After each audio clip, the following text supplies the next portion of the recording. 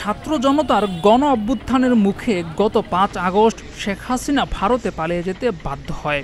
এরপর ডক্টর মোহাম্মদ ইউনূসকে প্রধান করে বাংলাদেশে অন্তর্বর্তীকালীন সরকার গঠন করা হয়।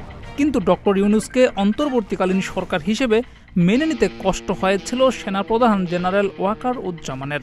বুকে পাথর চাপা দিয়ে তিনি এই সিদ্ধান্ত নিয়েছিলেন। শুক্রবার অন্তর্বর্তী সরকারের উপদেষ্টা আসিফ মাহমুদ সজীব ভুঁইয়ার ফেসবুকে প্রকাশিত ভিডিওতে এমনই চাঞ্চল্যকর তথ্য উঠে আসে। গতরাতে হাসনাত আবদুল্লাহর ফেসবুক পোস্ট ঘিরে ইতোমধ্যে পুরো দেশে বইছে আলোচনার ঝড়। তার মধ্যেই আসিফ মাহমুদের এই ভিডিও প্রকাশের পর সেই ঝড়ে লেগেছে হাওয়া, শুরু হয়েছে তোলপাড়।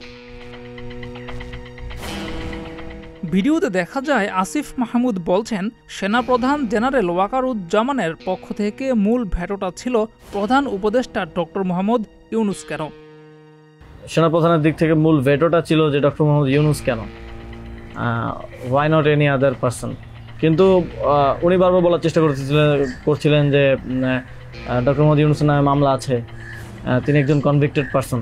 একজন কনভিক্টেড পারসন আসলে কীভাবে হতে পারে, একটা দেশের প্রধান উপদেষ্টা হতে পারে। তো আমরা যখন এগুলো ডিবাঙ্ক করতেছিলাম কথাগুলোকে, যে এগুলো তো আওয়ামী লীগের সময়ের পলিটিক্যালি মোটিভেটেড মামলা, এই মামলা তো দেখা গেছে সবার নামে পাওয়া যাবে, আমাদের নামেও আছে।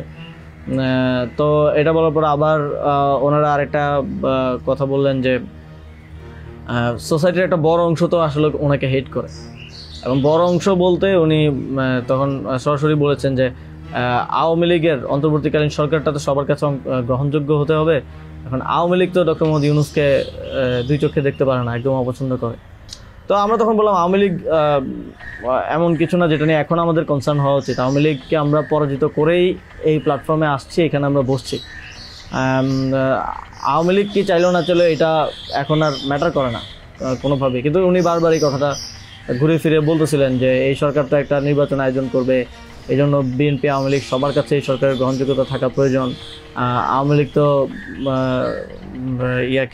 প্রধান ডক্টর মোহাম্মদ ইউনূসকে একেবারেই দেখতে পারে না, ওনাকে আওয়ামী লীগ মেনে নেবে না উনি আসলে। কিন্তু আমাদের কথা ছিল যে আওয়ামী লীগ তো এখন আর এই মুহূর্তে ডিসিশন মেকিংয়ে আওয়ামী লীগ ম্যাটার করে না। এটা গণহত্যা ঘটনার পরে সে কি ভাবলো বা তার কি পজিশন, দ্যাট ডাজন্ট ম্যাটার। এরপরও ওনারা নানা ধরনের যুক্তি দিতে পারে, এবং শেষে 4 ঘন্টা এই বিষয়ের উপরে ডিসকাশন হয়। 4 ঘন্টা, আধা ঘন্টা হয়তো অন্যান্য ইস্যুস নিয়ে ডিসকাস হয়েছিল, বাট 4 ঘন্টা প্রায় 3.5 ঘন্টা ইস্যু নিয়ে ডিসকাস হয়। তো এখানে আসছিলাম আমি, নাহিদ ভাই, মাহফুজ ভাই আর নাসির ভাই, আর বাকি আমাদের সাথে যারা ছিল তারা বাইরে অপেক্ষা করছিল। আসিফ স্যার ছিল, তারপরে তানজিমুদ্দিন স্যারও ছিল, আরও সমন্বয়িকা ছিলেন আরও 10-12 জন, সবাই বাইরে অপেক্ষা করছিল আর কি এই 4 ঘন্টা। তো তারা বারবার 2বার হচ্ছে বিরতি দিয়ে আমাদেরকে আবার ভাবতে বলে আবার চলে যেত, আবার এসে আবারও একই জায়গা থেকে কথা শুরু করতো। মানে আমরা বুঝতে পারছিলাম যে ডক্টর মোহাম্মদ ইউনূসকে এখানে এস্টাবলিশমেন্ট কোনোভাবেই চাচ্ছে না। আর আমাদের কথা ছিল আমরা ঘোষণা দিয়ে দিছি, এবং আমরা এক ধরনের হুমকি সুরে সেখানে বলি যে যদি এটা রাষ্ট্রীয়ভাবে না হয়, যদি রাষ্ট্রপতি ঘোষণা না দেয় ডক্টর মোহাম্মদ ইউনূসকে প্রধান উপদেষ্টা হিসেবে, তাহলেও আমাদের কিছু যায় আসে না, কারণ আমরা অলরেডি ঘোষণা দিয়ে দিয়েছি। আমরা আমাদের তৈরি করা উপদেষ্টা পরিষদ নিয়ে শহীদ মিনারে গিয়ে শপথ নিব। এই হুমকিটা দেওয়ার পরে তারা একটু মানে নড়ে চড়ে বসে, এবং তারা গিয়ে রাষ্ট্রপতির সাথে ডিসকাস করে আসে। এবং সেনাপ্রধান লাস্ট আমার মনে পড়ে আমাদেরকে বলেছিল যে আমি বুকে পাথর চাপা দিয়ে এই সিদ্ধান্তটা মেনে নিচ্ছি। গতরাতে হাসনাত আবদুল্লাহ, আজ আসিফ মাহমুদের এই ভিডিও প্রকাশের পর সবার নজর এখন এইদিকে।